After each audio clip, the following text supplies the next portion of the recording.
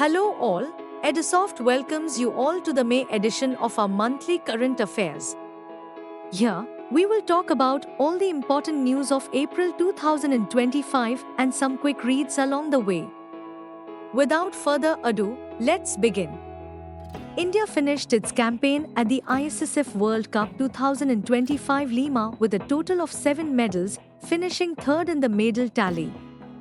Simranpreet Kaur Brar won the silver medal in the women's 25-meter pistol event on 22 April 2025 to end the country's campaign on a high.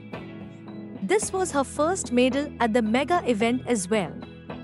Simranpreet scored a total of 33 hits in the final to finish second, while China's Sun Yuji took home the gold medal with a score of 3-4 and Yao Qiangsun secured the bronze with a total of 29. Meanwhile, India's double Olympic medalist Manu Bhaker returned with no medal in the women's 25-meter pistol event as she finished fourth with a score of 22. Thanks to Simranpreet's silver, India finished with 7 medals, 2 golds, 4 silvers, and 1 bronze. Both gold medals came in the 10-meter air pistol event with Suruchi Singh and Saurabh Chaudhary claiming the honours. China and the USA finished in the top 2 with 13 and 7 medals respectively, and 4 gold medals each.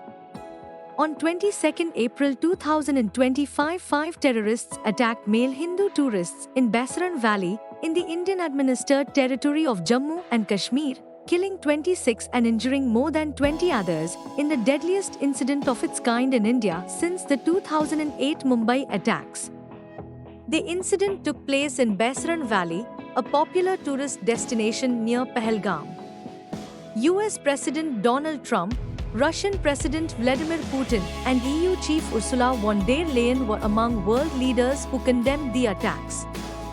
India has taken a series of strong measures following the Pahalgam terror attack, including suspending the Indus Waters Treaty, 1960, suspending the SAARC visa exemption scheme and closing the integrated checkpost Atari with immediate effect. India has halted all visa services to Pakistanis and has asked those currently in India to leave within 48 hours. India will reduce the Pakistani diplomatic staff strength from 55 to 30 by 1 May 2025. Pakistan denied India's accusations and retaliated by suspending the Simla Agreement, restricting trade, and closing airspace. Parliament has passed the Waqf Amendment Bill 2025, with the Rajya Sabha approving it on 4 April 2025.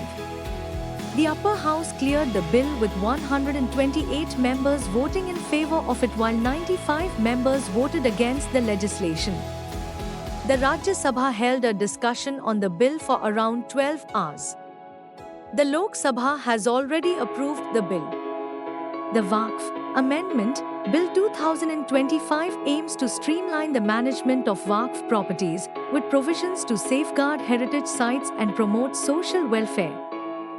The legislation also aims to improve governance by enhancing transparency in property management, streamlining coordination between Waqf boards and local authorities, and protecting stakeholders' rights. The bill also seeks to improve the economic and social status of Muslim women, particularly widows and divorced women. The bill is intended to make the Waqf board more inclusive, having representation from different Muslim sects for better Waqf governance and decision-making. The Waqf Amendment establishes a secular, transparent, and accountable system for Waqf administration. Two-time Olympic medalist Neeraj Chopra began his 2025 season with a winning effort at an invitational event in Potchefstroom, South Africa, on 16 April 2025. The Indian javelin star clinched the gold medal, topping a 6-man field at the Poch Invitational Track event. Chopra registered a best throw of 84.52 m, opening the season with a confidence-boosting performance. He finished ahead of 25-year-old South African javelin thrower Dow Smith. He looked in good shape as he got in his first few competitive throws of the 2025 campaign. Only Neeraj and DOUW managed to cross the 80-meter mark in the men's javelin final. While Neeraj's throw was below his personal best of 89.94 m, DOUW came close to his personal mark of 83.29 m. In a significant change, Neeraj has been training in Potchefstroom in the lead-up to the new season. He parted ways with his longtime coach Klaus Bartonietz and began working with the legendary Jan Ellison ahead of the 2025 season. The President of Sri Lanka, H.E. Anura Kumara Disnaika conferred on Prime Minister Shri Narendra Modi the Sri Lanka Mitra Vibhushana Award, the country's highest honour bestowed on foreign leaders on 5th April 2025. This is the first time that an Indian leader is receiving this award. The award was conferred on the Prime Minister for his enduring contribution to strengthening the India-Sri Lanka friendship. Accepting the award on behalf of 1.4 billion people of India, Prime Minister dedicated the honour to the special friendship between India and Sri Lanka and the age-old links between the people of the two countries. The award consists of a silver medal adorned with 9 Sri Lankan gems, known as Navaratna. The design features a globe surrounded by lotus petals. At the centre is a Pan Kalsa, symbolizing prosperity. The medal also includes symbols of the sun and moon, along with a Dharma Chakra, representing shared Buddhist heritage. It is presented with a 6.5 centimeters wide ribbon for wearing around the neck. The honor is a symbol of mutual respect and cooperation. It also serves to strengthen diplomatic ties between nations. Indian chess grandmaster Koneru Humpy won the Pune Fied Women's Grand Prix on 23 April 2025. Humpy won the final round with white pieces against Bulgarian international master Nuragul Salimova by a score of 7-9 points. However, Chinese grandmaster Zhu Jina also won her final round game against Russian international master Polina Shuvalova with the black pieces and scored 7-9 points. But she was placed second as per tie breaks. The Grand Prix points and prize money will be shared between Humpy and Zhu. With this win, Humpy's qualification chances to the next women's candidates chess tournament has greatly increased. After the 2025 Women's World Cup, the Grand Prix series is the most high-profile tournament in this cycle. The Pune event, which has an €80,000 77 lakh prize fund, is the fifth of 6 events in the 2024 to 2025 Women's Grand Prix cycle. Based on the event's final standings, players also earn Grand Prix points. The two with the most points at the end of the series get spots in the next Women's Candidates tournament. The UN Human Rights Council has recognized the connection between plastic pollution, ocean protection, and the right to a clean, healthy, and sustainable environment. This landmark decision, made during the 58th session on 4 April 2025, acknowledges that plastic waste and marine degradation directly threaten human rights, particularly in coastal and island regions. The resolution underscores the need to address plastic pollution not just as a waste management issue but as a matter of protecting lives, livelihoods, and long-term ecological justice. The resolution explicitly states that plastic pollution, climate change, and biodiversity loss are together threatening the health of the world's oceans and, by extension, imperiling basic human rights. It underscores that safeguarding marine ecosystems is not only vital for ecological balance, but also essential for protecting human dignity and well-being. The University Grants Commission, UGC, has introduced new regulations to enhance the recognition of foreign academic qualifications. This initiative aims to assist Indian students returning from abroad who often encounter challenges in having their degrees recognized. The UGC's regulations, effective from 4th April 2025, establish a clear and technology-driven process for assessing foreign qualifications. The regulations focus on a transparent equivalence process. They outline specific parameters for assessing foreign qualifications. These include the legitimacy of the institution, the duration of the course, and the level of the qualification. A standing committee on equivalence has been established to evaluate institutions and qualifications. Certain professional degrees are not included in this equivalence framework. Fields such as medicine, pharmacy, nursing, law, and architecture will continue to follow existing regulatory norms. These disciplines require adherence to specific guidelines set by statutory regulatory councils in India. PM Modi on 4th April 2025 presented a comprehensive 21-point action plan during the 6th BIMSTEC Summit in Bangkok, outlining an ambitious roadmap for cooperation across various sectors among member nations. The action plan includes a diverse set of proposals aimed at enhancing regional economic integration, digital transformation, disaster preparedness, energy security, and cultural exchanges. Among the key proposals, PM Modi stressed the need for economic integration within BIMSTEC nations. He proposed the creation of a BIMSTEC Chamber of Commerce, an annual BIMSTEC Business Summit, and a feasibility study to enable trade in local currencies across member countries. Turning his focus to digital transformation, PM Modi urged member nations to leverage the potential of the IT sector and technological strengths. He proposed a pilot study to assess the needs of BIMSTEC countries for adopting India's digital public infrastructure model and integrating India's Unified Payments Interface (UPI) with regional payment systems. ISRO successfully achieved a milestone by demonstrating a controlled re-entry of the PSLV orbital experimental module (POEM-4) into Earth's atmosphere, impacting the Indian Ocean on 4th April 2025. This event marked the end of POEM-4's mission, which had been part of the Space Docking Experiment (SpaceX) mission and was responsible for conducting experiments and hosting payloads. The controlled re-entry was a key demonstration of ISRO's commitment to managing space debris and promoting sustainable space operations. To ensure a safe re-entry, ISRO engineers performed engine restarts to reduce POEM-4's orbit. The module was also passivated by venting remaining fuel, further minimizing the risk of accidental breakup during descent. POEM-4 hosted various payloads, including innovative experiments like India's first astrobiology experiments, demonstrating the platform's utility for scientific research. India's pace spearhead Jasprit Bumrah and star batter Smriti Mandhana were honoured as the leading men's and women's cricketers in the world, respectively, in the prestigious Wisden Cricketers' Almanac 2025 edition, celebrating their exceptional performances in 2024 on 22nd April 2025.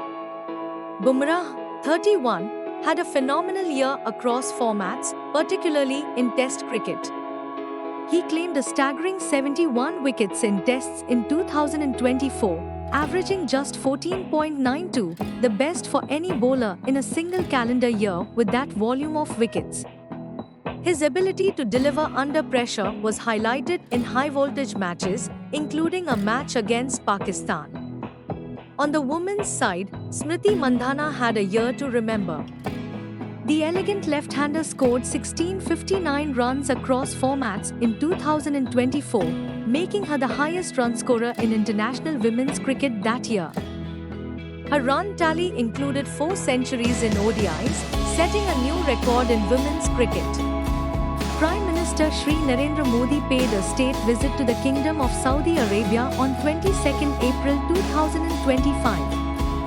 Prime Minister was received by His Royal Highness Prince Mohammed bin Salman, Crown Prince and Prime Minister of the Kingdom of Saudi Arabia at the Royal Palace in Jeddah and accorded a ceremonial welcome.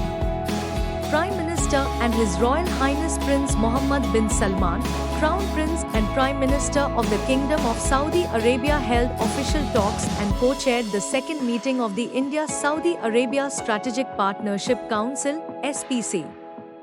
HRH Crown Prince strongly condemned the ghastly terror attack in Pahalgam and offered deepest condolences on the innocent lives lost.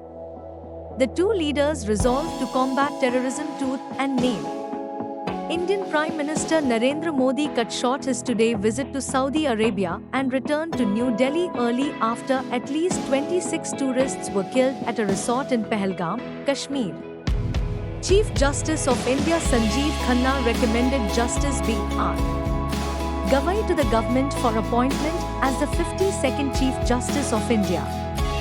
Chief Justice Khanna is scheduled to retire on 13th May. Born on 24 November 1960 in Amravati, Justice Gavai joined the bar on 16 March 1985. Justice Gavai's father, Ramkrishna Suryabhan Gavai, also known as Dada Sahib, was a former governor of Bihar and a prominent Dalit leader. He was elevated as a judge of the Supreme Court on 24 May 2019 and is due to retire on 23 November 2025. Justice Gavai, as a Supreme Court judge, was part of many impactful decisions, including the upholding of abrogation of Article 370 of the Constitution and the striking down of the Electoral Bonds scheme. The judge laid down pan-India guidelines against illegal demolitions or the bulldozer culture of states. He was part of a constitution bench which held that states have a right to subclassify scheduled castes notified in the presidential list in order to provide them more preferential treatment in public employment and education.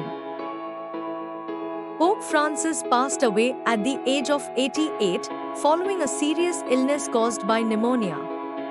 He died at his residence in Casa Santa Martha, near St. Peter's Basilica in the Vatican on 21 April 2025. Pope Francis was the first Latin American cardinal to be elected as the leader of the Roman Catholics. Pope Francis, born Cardinal Jorge Mario Bergoglio of Argentina, became the first Latin American and Southern Hemisphere cardinal to be elected as the Pope in 2013, following the retirement of Pope Benedict XVI, the first Pope in 600 years to voluntarily step down. Before Pope Francis, the last non-European to hold the papacy was Gregory III, a Syrian-born Pope who died in 741 AD, making Pope Francis a significant figure in the history of the Roman Catholic Church. World leaders including Donald Trump, Emmanuel Macron, and EU officials were gathered in St. Peter's Square where around 200,000 mourners gathered to pay their last tributes to Pope Francis. The Constantine the Philosopher University in Nitra, Slovakia, conferred the degree of honorary doctorate, honoris causa to President of India Draupadi Murmu on 11 April 2025. The President was awarded the Doctorate of Honoris Causa in recognition of her distinguished career in public service and governance, advocacy for social justice and inclusion, and contribution towards education, empowerment of women, and preservation and promotion of cultural and linguistic diversity. The President of India, in her address, said that education is a tool for change. I have seen it in my life as I have gone from teacher to public servant to the highest office of the state. She said that India has placed education at the heart of its policies. NEP is designed to harness the demographic dividend focused on research, innovation, and global collaboration. The President of Slovakia, Peter Pellegrini, said that the President of India's visit to Slovakia is a meaningful milestone in the growing and dynamic relationship between our two nations. On the occasion of the birth anniversary of the architect of the Constitution, Baba Saheb Dr. Bhimrao Ambedkar on 14 April 2025, PM Modi dedicated a host of development projects to the people of Haryana.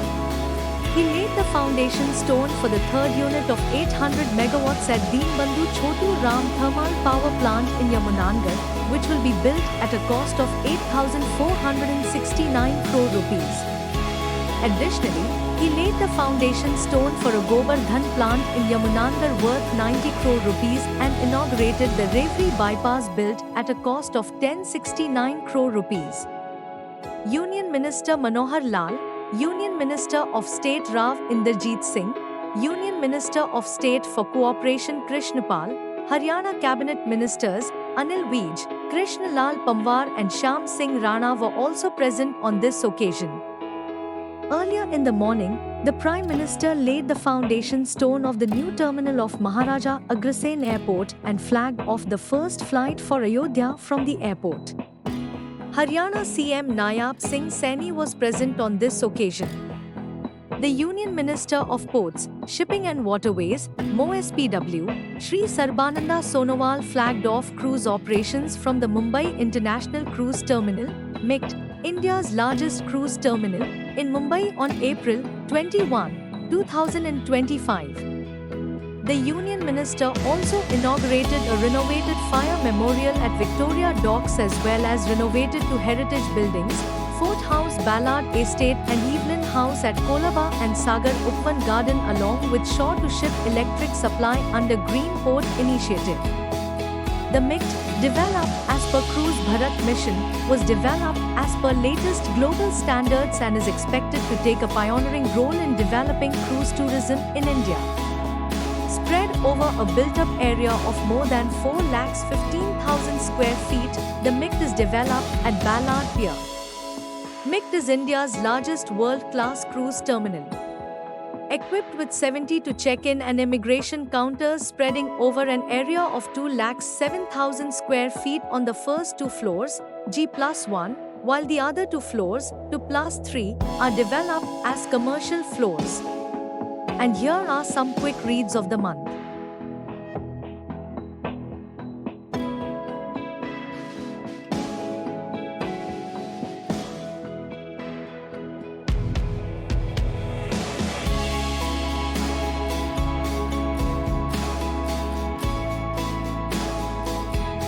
Hope you enjoyed watching the video.